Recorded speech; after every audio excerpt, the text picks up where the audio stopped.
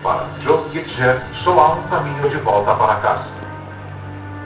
Joe faz uma oração. Então, a 30 quilômetros da terra, salta no espaço. Deus!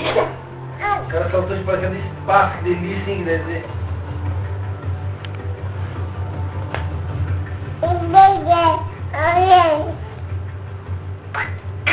Joe voa a uma velocidade recorde de 150 km por hora, mais rápido que a velocidade.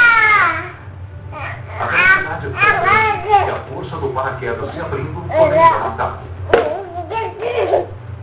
4 minutos e meio depois, ele puxa a corda.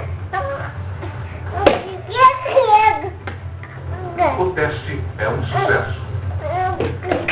Joe estabelece o recorde mundial que se manteve por mais de 40 anos. Nunca imaginei que durasse tanto tempo, mas um dia será quebrado.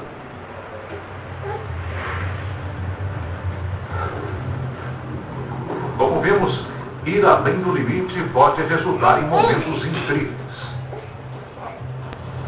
Agora você sabe o que significa sobreviver a duelos perigosos entre adversários poderosos. E aí, Black? Fúria da natureza. Praticar sofrimento físico extremo. Desafiar a morte. E quebrar recordes.